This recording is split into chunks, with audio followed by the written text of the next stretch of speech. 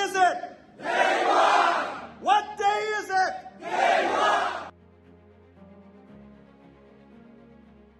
I was given a job and I got it done, and I got penalized and punished for doing that. I'd lost everything.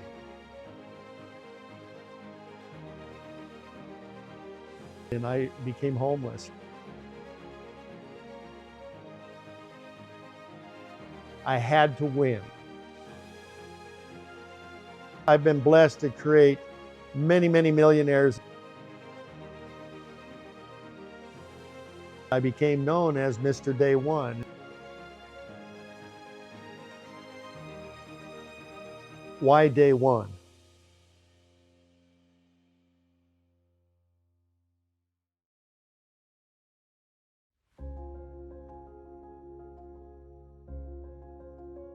I worked on that dam, and it was an earth dam, and we built that dam up, and it was in the walls of a canyon. And so we would blow with a big air pipe, me and another guy behind. It took two guys, otherwise that pipe would go loose and you'd be like a foxtail on an antenna around the mountain. But we'd blow all the mud off of the rocks on the side of the canyon so that they could tamp the dirt so it would tighten against the rocks on that wall. Well, one night I worked graveyard shifts. That means through the night. There were 6 of us on the crew, and we had these yellow rubber rain suits on because it was raining and it was like mud, and it was just terrible weather that night. And by morning, when the sun came up, 2 of us, our yellow rubber wetsuits were just brown, just dirt.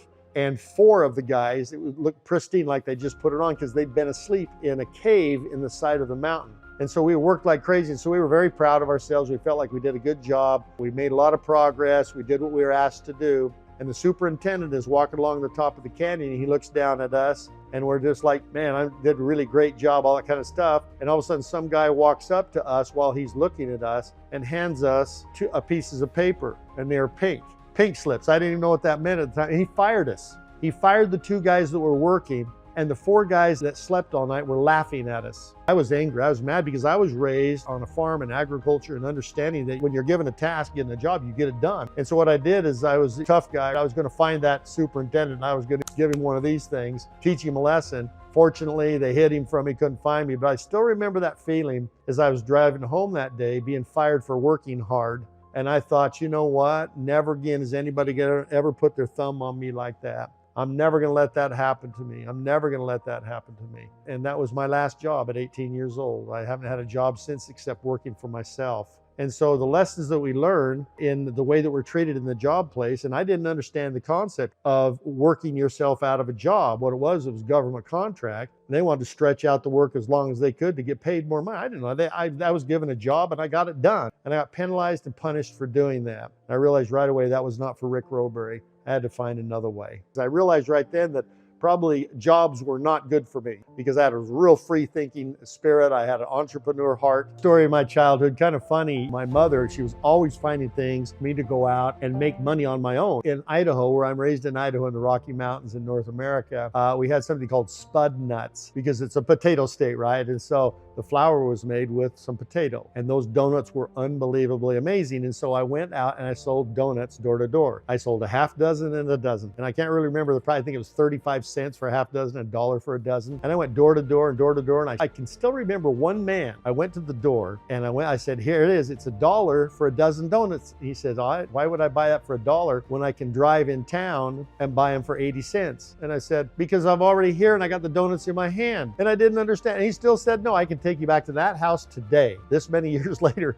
about that experience. And so I sold those donuts. I actually had success with that. And I went out and I actually made money. And I did that for almost a month. I sold donuts and sold donuts. I was only 11 years old. Can you imagine a little kid coming up to your door and saying no for 35 cents for 6 donuts? But people did that. When I was a kid, I was always happy. I was always smiling. Matter of fact, I had these big eyelashes, and girls used to make up my eyes with makeup when I was like 5 years old. And I thought it was cool. I didn't understand things, I was a very competitive kid. My parents were always giving me challenges, and always telling me that there was nobody like me. I was the best at everything. I listened to this all of my life, and I actually believed them when they told me that. And so it's like on the 4th of July every year, they would have a foot race for each age group coming up, starting at 5 years old. When I was 5 years old, I lined up on the line. There's like 100 kids there, right? And the winner got a silver dollar that you could go spend at the 4th of July festival. Well, 5 years old, I ran. I was going to win. I went out there and I ran and ran and ran, and I looked around. I crossed the finish line and there was nobody else for like 3 seconds. I mean, I won the thing.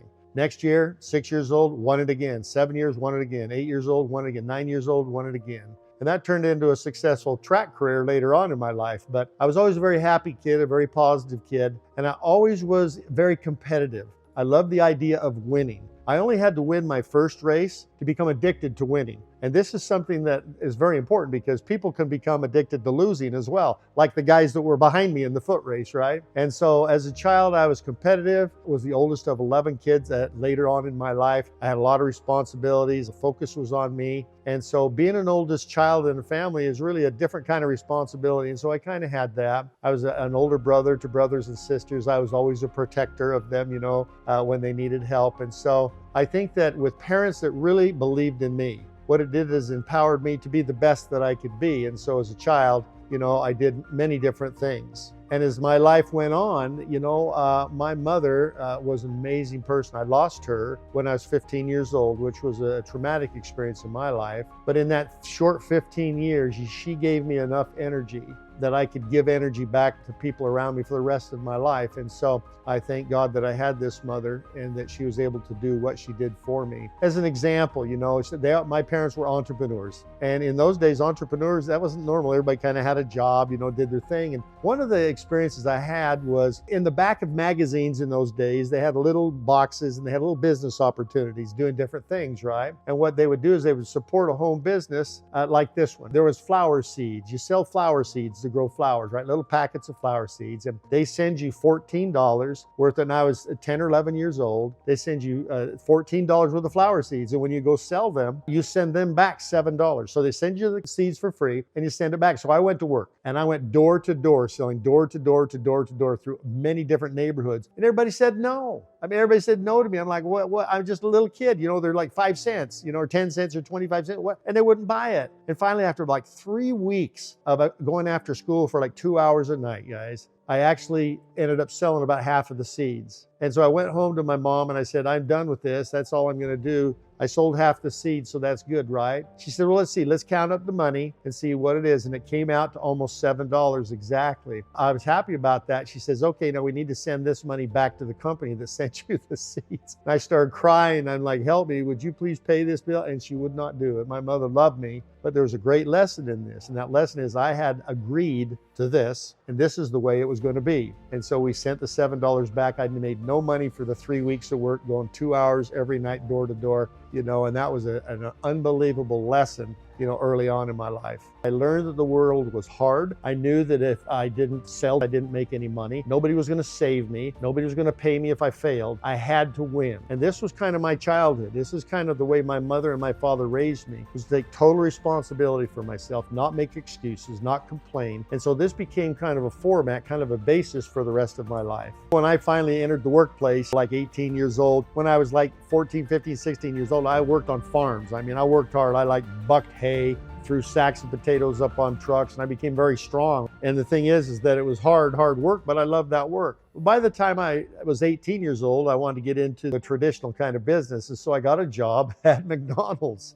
And I was like one of the first employees at McDonald's when they came to our town. And I got in McDonald's and it was absolutely amazing. I'm flipping burgers. I got the little manager hat on and I was just happy, and I had a job and I was getting paid whatever small amount per hour in those days. But it was amazing to me. But one thing about McDonald's is that when the food that they make gets too old, they throw it out. And every night at the end of the day, there was a big garbage container out back full of hamburgers and fries and everything that they sold. And so one time I thought, man, that's such a waste. You could feed that to animals, right? Not waste that. But some health code said they had to throw it away when it had been sitting out for so long. Well, I didn't really understand that at the time, being a young guy. And I ate some fries. I'd only been there like 2 weeks, 3 weeks. I was excited about the job. And the fries were being thrown out. And I took the fries and I took them and I ate them for lunch. Well, the manager found out about that and fired me.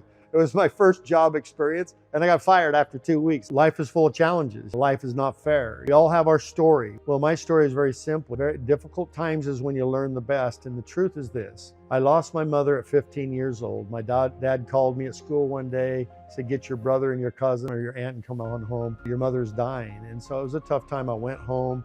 My mother's there. She wants a hug from me. and I gave her a hug, and she had lupus. I gave her a hug, and she whispered in my ear all the things that she wanted me to become as a man. And at that time, it was just me and my brother. And she did the same to him. And so that's kind of set me on a course of the promises that I gave to my mother that day, because they took her away that day in an ambulance, and I never saw her again. That was it. And so that kind of molded me into a pathway. No matter how bad life got, I was going to do the things and be the man that my mother wanted me to be. And so it always was a driving force for me. But one of the things that happened, unfortunately, is when she died, we were in such financial mess because of all the medical bills and all that. My dad remarried and I became homeless. For 3 years, I lived in the back of a pickup truck with a mattress and candles, and I excelled in athletics. I excelled in everything, and music, and I was popular. I had a lot of friends in that. But the truth is that when I went home at night, everybody thought I went home. I was embarrassed, but I'd go down on a corner and sleep in a truck, and then I'd get in the shower in the locker room at the school in the mornings before everybody showed up. Then I would borrow what we call lunch tokens for school meals, and then I'd go home with my friends and eat their food at their houses that their mom and dads provided for us. And so that went on for a long time. It's a very lonely time, especially in the wintertime when you're all by yourself and you're looking through the window of a house with people enjoying Christmas and you're out there by yourself. It was a tough time, but as a young guy, you don't really have a lot to compare it to. You just figure this is kind of my life, right? But it kind of molded me into the idea of, look, if I didn't create my own survival, nobody was going to take care of me. If I can't depend on myself, who else can I depend on? And so hard events in our life, difficult times in our lives, mold us into great people or bad people, depending on how we allow that event to influence our lives. Because of my promise to my mother, no matter what happened to me, I kind of knew right where I was going. And so I've worked hard over the years to try to make her proud of me if she was looking down on me from above.